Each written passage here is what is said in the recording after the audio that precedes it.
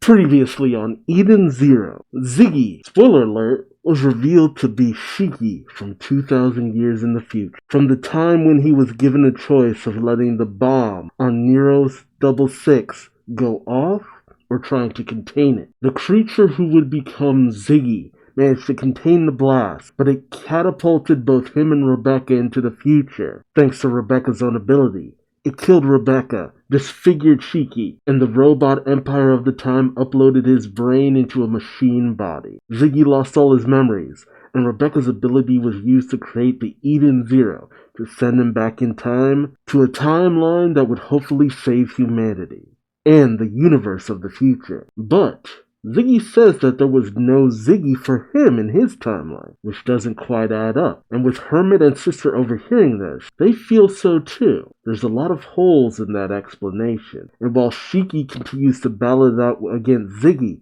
who's gone on to his overdrive mode, Laguna, Jin, and Holy are trapped inside the body of Dead End Crow. And whereas Klein was originally using her ability to make it so that they could use their ether gear within his body, Klein found herself on the wrong end of Dead End Crow's fist. Klein is seemingly dead, and the team inside Dead End Crow, powerless. The stakes are getting dire. What happens next? Join me as I find out. Won't you? Yeah, Jin looking like an old school ninja. Don't get a lot of Jin love nowadays, honestly. Chapter 206, Traitor. Uh-oh. Has Holy actually made her move? Or is it possible that one of the Oratians says Interstellar has finally turned on the group? I've had my suspicion that one of them might be dirty. You never know. The crew aboard the Eden Zero fly away from Dead End Crow. Klein having seemingly been smashed into the ground. They call out, Connor calls out, "How be Klein? Is Klein alive?" Hermit says, "I don't know.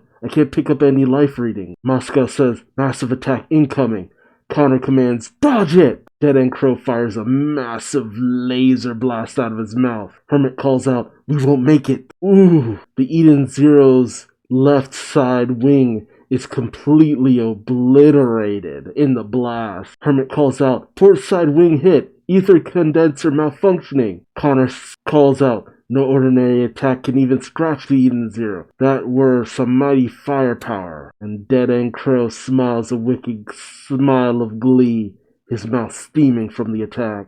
Inside Crow, and the battle against Dead End Crow's antibodies, Holy calls out, "I can't use my ether gear anymore." Laguna states this is less than ideal, but all Jin can worry about is, "But Klein, what happened to Klein?" Holy states, "Go back to her. I can manage here on my own." Jin, he grits his teeth and states, "No, I will continue the mission." As Holy continues to fight off the horde with her bare hands, she says, "But aren't you worried about your sister?"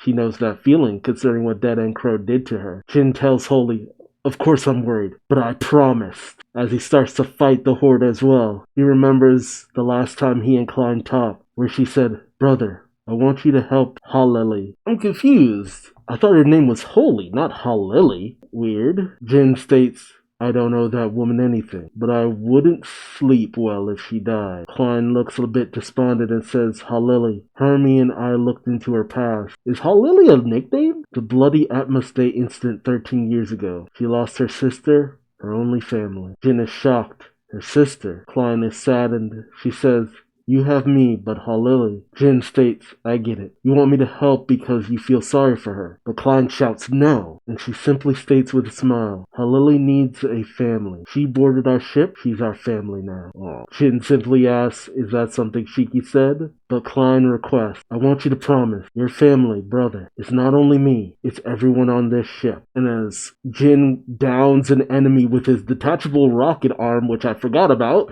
I forgot that was a thing, he simply tells Holy, "We're all family." This is Fast and Furious in space, isn't it? Holy is obviously shaken by this statement, and as Jin's arm reattaches, he says, "I don't need my ether gear. My cyborg body's got all kinds of weapons. You'll need my help if you're going to get through here." Ooh, he makes a point. Holy tries her best to dismiss this by saying, "I'm not alone, you know. I have the Interstellar Union army." But then she realizes, "Where's Laguna?" Jin simply states, already on his way to Klein. Ah, that teamwork without even having to say anything. Again, it kind of makes me bummed we had that time skip. I would have liked to have seen their teamwork actually develop. I hope the anime, when it comes back, does a little bit of filler, fills in that gap. At least a little bit. Just a little bit. Holy states, of course, dear big brother truly trusts his crewmates, doesn't he? Meanwhile, in the Hall of Dead Moms, Homura and her battle mech is holding the moms of the crew of the Eden Zero. God, this is such a messed up situation. I'm sorry, that's just weird. Homura, holding the tube, says, I think I can carry this many to the ship. What will you do? Oh yeah, how are they gonna get back? Wise says, we'll just have to wait here for instructions. Rebecca states Hermit is supposed to contact us when it's time to begin Operation Planet Eater. Happy tells Homura, be careful out there, okay? As Homura flies away, she says, understood, I shall return once the mothers are safely on board. Something's up with Pino, though. Rebecca notices this and asks, Pino, what's wrong? You've been awfully quiet. Oh, Pino states Master Ziggy knew about Operation Planet Eater. No. Pino says to Wise, Mr. Wise, you asked if one of us was a traitor. Wise says nervously, yeah? Forget I said anything. Pino says the traitor was me. The fuck? No!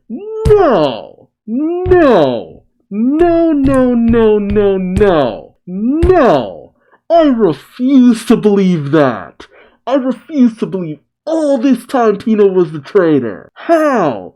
Wait, no. When they first got to the Oi Cosmos, it was the Oi Cosmos. Pino was captured, wasn't she? I need to go back and follow that. There was a time for Pino's programming to have been changed subtly. Possibly? Or is it something that Killer did?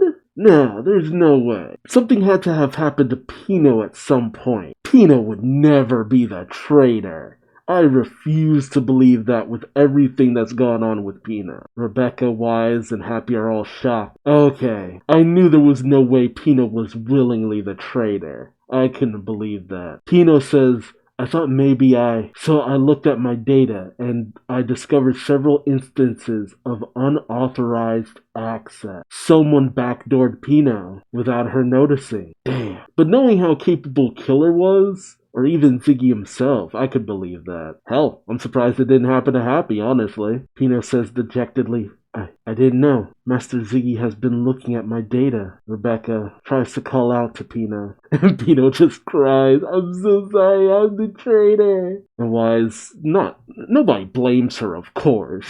I mean, let's be honest, Ziggy's been crafty as shit up until now, so. Wise says, I see, but it's not your fault, Pino. Happy says he was spying on you. You can't help that.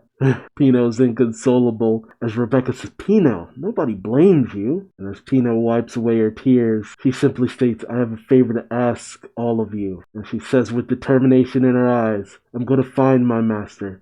Please don't try to stop me. Rebecca questions, but Shiki's fighting with Ziggy right now. And Happy adds, you really don't want to get caught in the crossfire. I get the feeling this is what Pino means. Wise says, we know you feel responsible, but don't throw your life away. Pino says, no.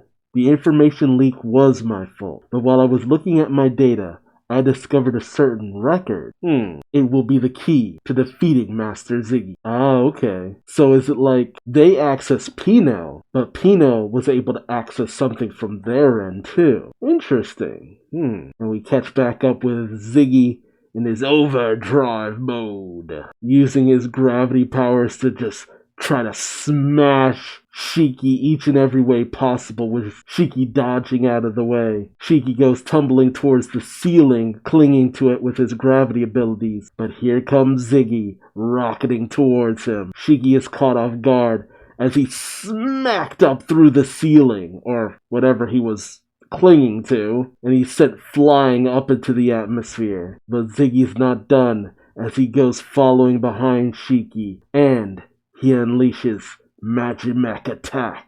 Ultra Machina Impact. Or Ultra Machina Impact. Ooh. A massive blow to Shiki's midsection. Shiki screams out in pain and then he's engulfed in an orb of gravity. Ooh. And it just keeps expanding, consuming both Shiki and everything around him. It's like Shiki's caught in like a gravity well almost, but Shiki's not out. But he is highly damaged. Meanwhile, inside Dead End Crow, honestly, I've thought this chapter was about to end like twice now. I'm surprised it's still going. We pick up inside Dead End Crow with Holy and Jin. Jin calls out, "Holy, there's a gap over there." Holy sees it, as Jin says, and it feels like there's a lot of energy coming out of it. "I'll hold these guys here. You go inside." Holy squeezes on through, saying, "I'm on my way." Jin tells her that might be where we find Crow's power source. And as Holy